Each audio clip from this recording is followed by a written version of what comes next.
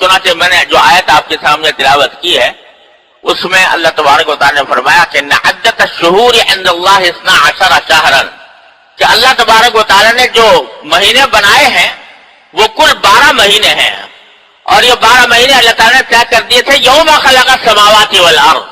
اسی دن جس دن کے آسمانوں اور زمین کی تخلیق فرمائی، ان کو پیدا کیا، اسی دن اللہ تبارک و تعالی نے یہ 12 مہینے مقرر کر دیے تھے کہ 12 مہینوں کا ایک سال ہوا کرے گا۔ کفار اور مشرکین جو ہیں وہ اپنی ذاتی اغراض کے تحت مہینوں میں آگے پیچھے کرتے رہتے تھے، تو اس کا ذکر کرتے ہوئے فرمایا کہ 12 مہینے اللہ تعالی نے پہلے سے مقرر کر رکھے ہیں، منہا 4 حرم، ان 12 مہینوں میں سے 4 مہینے اللہ تعالی نے حرمت والے رکھے ہیں، ان میں سے یہ محرم ہے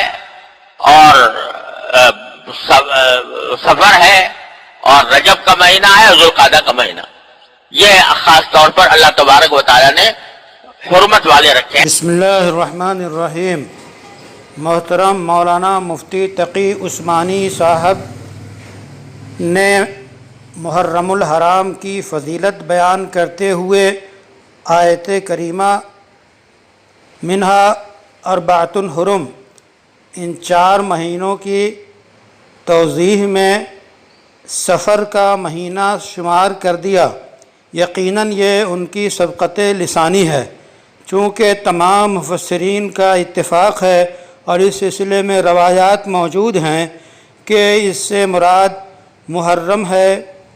ذوالقعدہ ہے، ذی الحجہ ہے اور رجب ہے۔ یہ 4 مہینے قابل احترام اور جن کو تقدس حاصل ہے وہ یہ 4 مہینے ہیں، ان میں سفر کا شمار کہیں نہیں ہے۔ یقیناً محترم مولانا سے سبقت لسانی ہوئی اور انہوں نے 1 مہینہ سفر کا شمار کرا دیا، جو کہ حقیقت کے خلاف ہے۔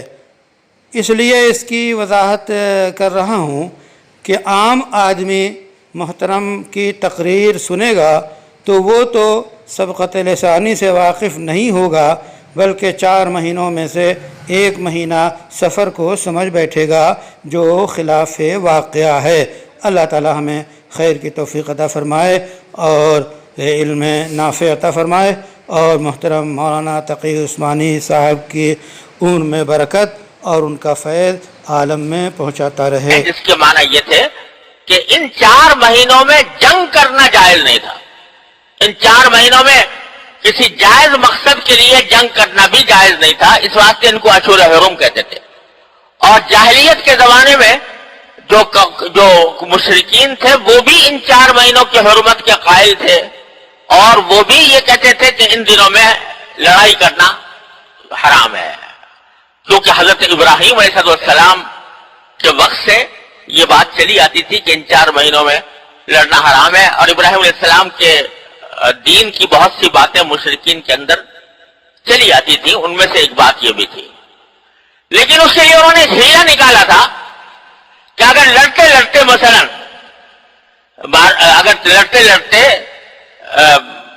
چاند طلوع ہو گیا محرم کا مثال کے طور پر، تو وہ یہ کہتے تھے کہ بھائی اب لڑنا تو بڑا ضروری ہے اور محرم کا مہینہ آ گیا جس میں لڑائی ہو نہیں سکتی، لہذا ایسا کرتے ہیں کہ اب کہ یہ آپس میں طے کر لیتے ہیں کہ اب کہ محرم کا مہینہ جو ہے وہ سفر کے مہینے کے بعد آئے گا، یہ جو مہینہ اب شروع ہو رہا ہے چاند، یہ محرم کے بجائے ہم اس کو سفر کا مہینہ قرار دے دیتے ہیں، اور پہلے سفر آئے گا اور پھر محرم آئے گا، یہ آپس میں طے کر لیتے تھے۔ اس کو قرآن کریم نے ذکر کیا انما النسیء زیادۃ فی الکفر، یہ کفر کی بات ہے۔ اللہ تعالیٰ نے تو جو مہینے مقرر کر رکھے ہیں جس ترتیب کے ساتھ اسی ترتیب کے ساتھ آئیں گے، تمہارے آگے پیچھے کرنے سے وہ اس میں کوئی فرق نہیں پڑتا۔